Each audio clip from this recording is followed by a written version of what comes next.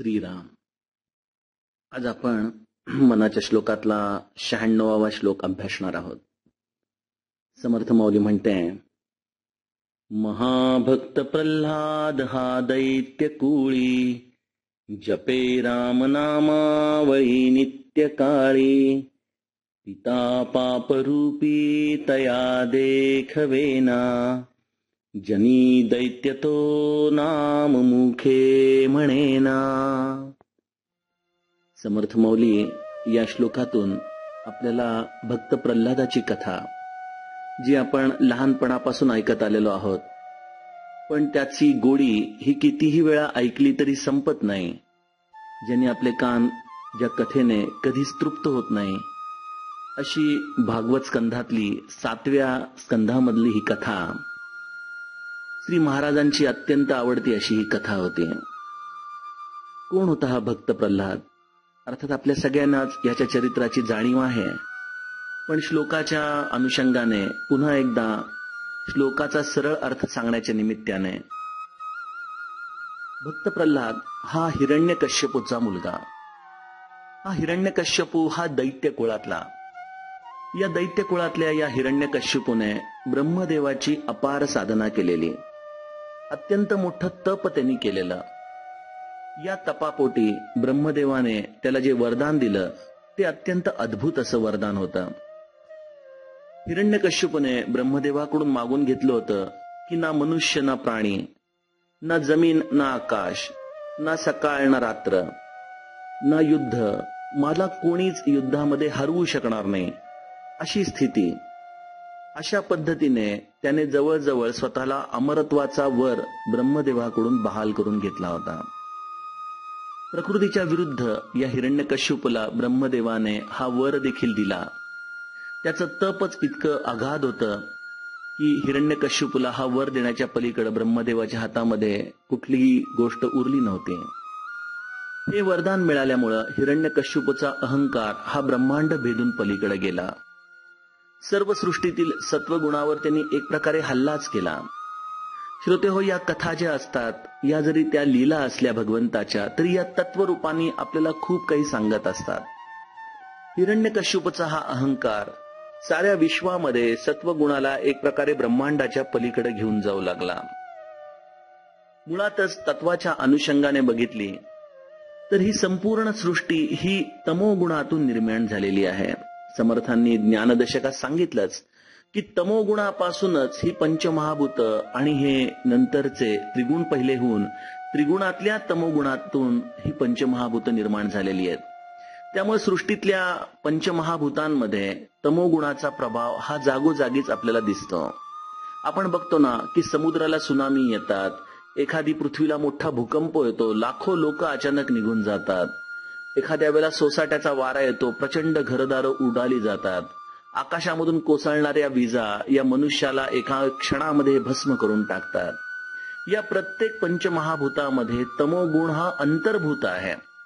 आणि हा तमोगुण प्राबल्याने, कारण की ती त्यांची जननी आहे, त्यातूनच हे मुळे निर्माण झालेले आहेत. त्याप्रमाणे हिरण्यकश्यपूच्या या चरित्रात त्यांनी हे सर्व ब्रह्मांड जणू काही पादाक्रांत केलं होतं. संपूर्ण विश्व हे तमोगुणांनी भरलेलं. आजही या विश्वामध्ये सर्वाधिक गुणधर्म जर कशाचा असेल तर तो तमोगुणाचा आहे. त्यामुळे या विश्वामध्ये आपण अनेक प्रकारची अराजकता बघतो, अनेक प्रकारचे अपघात, अनेक प्रकारचे आतंकवादी हल्ले, त्यांना प्रोत्साहनपर असणारी कृत्य ही सापडतात, ही या तमोगुणाच्या प्रभावामुळे. अशा रीतीने हिरण्यकश्यपूचं हे सर्व साम्राज्य या विश्वामध्ये थाटलेलं आणि त्याच्याच घरामध्ये त्याचा जो धाकटा मुलगा, 4 मुलांपैकी बाळ प्रल्हाद हा भगवंताचा परमभक्त. आपण विचार करावं, दैत्य कुळातला जो या सर्व जगातून, या ब्रह्मांडातून परमेश्वराचं नाम देखील एक प्रकारे या ब्रह्मांडाच्या पलीकडे घेऊन जाण्याच्या इच्छेने संपूर्ण ब्रह्मांड पादाक्रांत करणारा, अशाच्या घरामध्ये हा बाळ प्रल्हाद भगवंताच्या नामस्मरणामध्ये मग्न आहे. आपण त्या भक्त प्रल्हादाच्या भूमिकेत जरी जाऊन बघितलं तरी आपल्या अंगाचा एक प्रकारे कापरं भरतं अंगामध्ये, की ज्याचे वडील हे असे विश्वसम्राट, त्यांच्या घरामध्येच हा या दैत्य कुळामध्ये जन्माला येऊनही अत्यंत महाभक्त असा हा प्रल्हाद. आणि मग जे व्हायचं होतं त्याप्रमाणे हिरण्यकश्यपूला आपल्या मुलाचे हे सर्व चाललेले परमार्थिक अधिकारीचे जे काही त्याचे गुणधर्म त्याच्या अंगामध्ये दिसत होते ते गुणधर्म हिरण्यकश्यपूला काही मान्य नव्हते. त्याने प्रथम त्या गुरुजनांच्याकडून हिरण्यकश्यपूने भक्त प्रल्हादाला आपल्या मुलाला समजावण्याचा प्रयत्न केला. गुरुजनांनी देखील सर्व मार्ग वापरून बघितले. साम दाम दंड भेद हे सर्व काही प्रल्हादाच्या बाबतीत झालं, पण प्रल्हाद आपल्या भगवत चिंतनातून काही केला बाहेर यायला तयार नाही. शेवटी त्यांनी पुन्हा त्याला राजघराण्यामध्ये आणून सोडलं. प्रल्हाद आपल्या मित्रांना भेटण्याच्या निमित्ताने जेव्हा जेव्हा गुरुजनांकडे जाई तेव्हा तेव्हा आपल्या मित्रांना पुन्हा भगवत भक्तीचाच उपदेश करत असे. हे जेव्हा हिरण्यकश्यपूला कळालं तेव्हा मात्र त्याचा राग अनावर झाला, संताप अनिवार्य झाला. त्याने त्याच्या आधी देखील भक्त प्रल्हादाला अनेक प्रकारे छळलं होतं. त्याला कुठल्याही प्रकारे छिन्न विछिन्न करण्याचा अनेक प्रयत्न भागवतामध्ये अप्रतिम असं वर्णन आहे. त्याला समुद्रामध्ये बुडवलं, त्याला मोठ्या मोठ्या डोंगरांवरून खाली फेकलं, त्याला मोठ्या मातीच्या दगडांखाली ठेचायचा प्रयत्न केला, काय केलं नाही. उकळत्या तेलामध्ये टाक, अनेक प्रकारचे हाल अपेष्टा या प्रल्हादाला त्यांनी दिल्या. पण म्हणतात ना हिंदीमध्ये की जाको राखे साईया मार सके ना कोई, तसा हा प्रल्हाद या हिरण्यकश्यपूच्या घरामध्ये राहून आपली भगवत भक्ती निभावत होता. श्रोतेहो, असंच काहीसं चरित्र बिभीषणाचं देखील आहे. बिभीषण देखील जेव्हा हनुमंत त्याला भेटला तेव्हा तो म्हणाला की 32 दातांच्या मध्ये जशी एखादी जीभ राहावी तसा मी या राक्षस कुळामध्ये या रावणाच्या अधिपत्याखाली एक अत्यंत भयभीत अंतःकरणाने भगवंताचं नाम घेत राहत आहे. यातून एक छोटासा विनोद देखील असा होतो की एकदा जिभेला सगळे दात म्हणतात की तू निमूटपणे आमच्यामध्ये राहा, नाहीतर म्हणे आम्ही 32 दात तुला असे काही चावूत की तुला कुठल्याच बाजूने अन्नाचं सेवन करता येणार नाही, तू तिचं अस्तित्व विसरून जाशील. यावरती जीभ त्यांना फक्त एकच म्हणते की दातांनो, तुम्ही माझ्या नादाला लागू नका. मी जर असे काही शब्द उच्चारले इतर लोकांच्या समोर तर त्या इतर लोकांच्या कडून मी उच्चारलेल्या शब्दांमुळे तुम्ही 32च्या 32 एका मिनिटामध्ये बाहेर येऊ शकता. तसंच काहीच राक्षस कुळामध्ये हा बिभीषण किंवा हिरण्यकश्यपूच्या घरामध्ये हा प्रल्हाद हे या घराण्यांचं एक प्रकारे भगवंताच्या भक्तीच्या आधाराने अधपतन करणारेच एक निमित्त ठरले होते. शेवटी हिरण्यकश्यपूचा संताप अनिवार्य झाला आणि मग जी घटना आपल्या सगळ्यांना माहिती आहे त्या भगवंतांनी नृसिंह अवतार घेऊन हिरण्यकश्यपूचा वध केला आणि भक्त प्रल्हादाचं नाव या संपूर्ण जगतामध्ये प्रसिद्ध झालं. असं हे भक्त प्रल्हादाचं चरित्र जे केवळ भगवंताच्या नामस्मरणामुळं त्यांनी साध्य केलं होतं.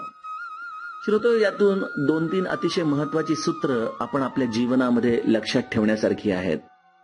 पहिली गोष्ट अशी आहे की हा भक्त प्रल्हाद हा या सर्व विश्वामध्ये प्रसिद्ध झाला तो केवळ आपल्या भगवत भक्तीमुळं, या भगवंताच्या नामस्मरणामुळं. आपल्या जीवनामध्ये देखील आपण भगवंताच्या नामस्मरणाला लागतो, पण आपलं भगवंताचं नामस्मरण हे सर्व जनांच्या प्रभावाखाली चालतं. आपल्या घरामध्ये कदाचित त्या नामस्मरणाला वातावरण अनुकूल असेल नसेल, आपण आपलं नामस्मरण लोकांच्या इच्छेच्या अनुषंगाने करत राहतो.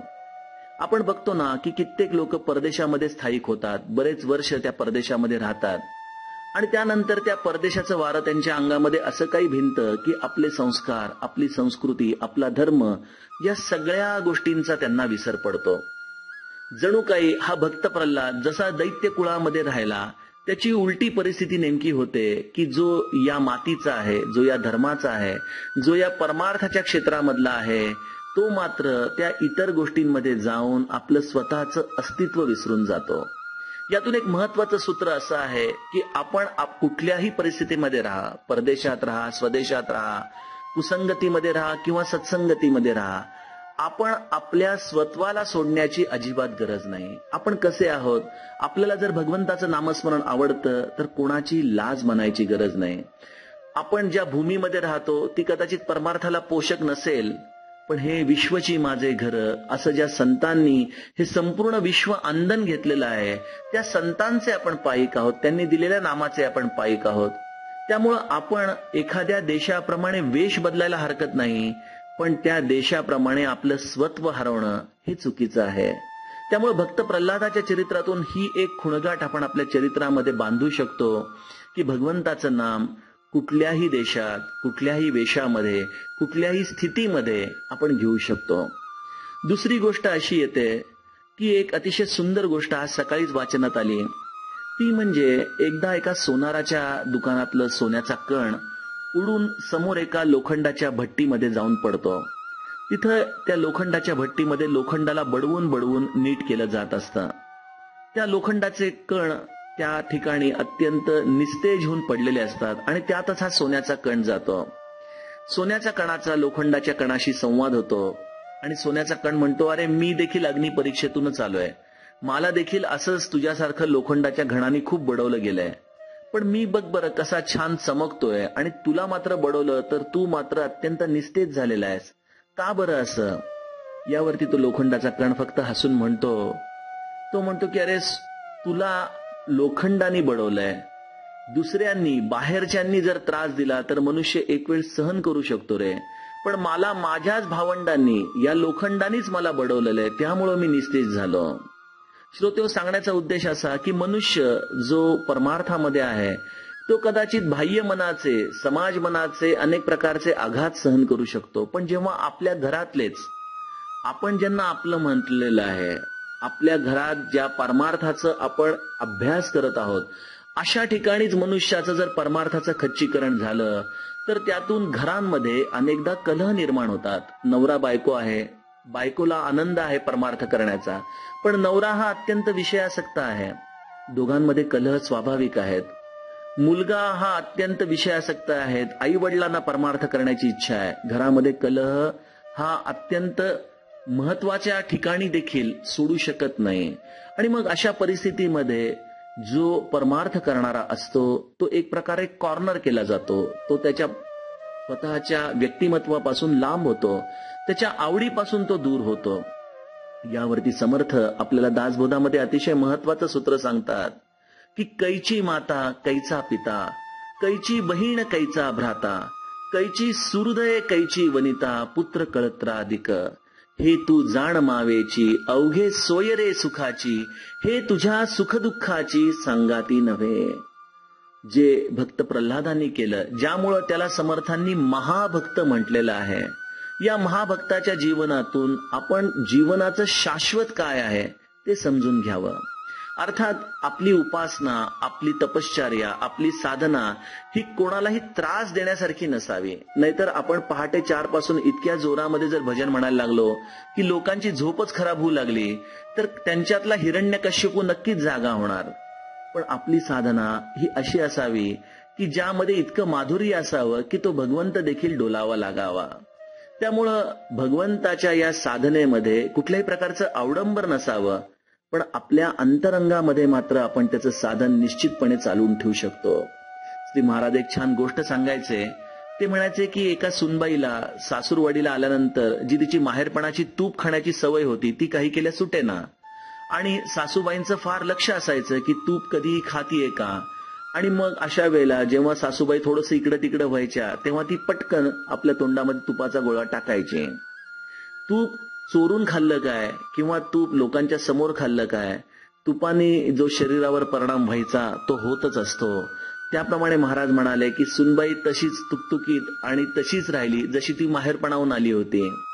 सांगण्याचा उद्देश श्रोते हो एवढाच की भगवंताचं नाम जरी आजच्या समाज रचनेमध्ये कदाचित कुटुंब व्यवस्थेमध्ये कलह निर्माण करत असेल, आपली पारमार्थिक साधना कदाचित कोणाला तरी त्रास देणारी होऊ शकत असेल, तर अशा वेळेला आपली पारमार्थिक साधना सोडून देण्यापेक्षा अंतरंगामध्ये अंतर्मुख होऊन ती साधना आपण कशी करू शकतो ह्याचा विचार करणं देखील या कथेच्या अनुषंगाने आजच्या काळामध्ये अनिवार्य आहे.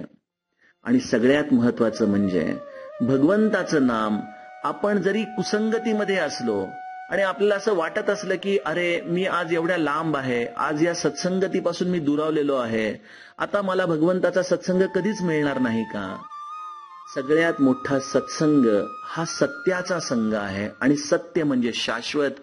शाश्वत म्हणजे जो मी स्वतः आहे तो, जो माझा आत्मा, आणि त्या आत्म्याचा निधिध्यास म्हणजे भगवंताचं नाम. त्यामुळं आपण आपल्या भगवंताच्या नामाशी तादात्म्य होणं, ह्यापेक्षा वेगळा दुसरा सत्संग नाही. या सत्संगाच्या अनुषंगाने आपण कुठेही पडलेले असा, कुठल्याही स्थितीमध्ये असा, कुसंगतीमध्ये असा, स्वदेशात असा, विदेशात असा, कुठल्याही प्रकारच्या लोकांमध्ये असा, भगवंत आपलं रक्षण या नामाच्या आधाराने त्या भक्त प्रल्हादासारखा अखंड करत राहील. आपल्या मनाला अनेक प्रलोभनं येतील, आपलं मन देखील त्या भक्त प्रल्हादासारखं वारंवार पायदळी तुडवलं जाईल, हत्तीखाली दिलं जाईल, पाण्यामध्ये बुडवलं जाईल, पण आपलं मन या सगळ्या विचारांमध्ये जाऊनही त्यामध्ये लिप्त न होता आपल्या मूळ स्वरूपामध्ये राहील, आपल्या निज स्वरूपामध्ये राहील. त्यामुळं कुठल्याही अवस्थेत भगवंताचं नाम हेच या जीवाचं तारणार आहे. ते आपण मनोभावे घ्यावं. हेच या भक्त प्रल्हादाचं आजच्या काळाच्या अनुषंगाचं चिंतन. श्रोते हो, कुठल्याही अवस्थेमध्ये नाम घ्या, हीच समर्थांचा आर्जवाची श्लोकाचा मतितार्थ. जानकी जीवन स्मरण जय जय राम.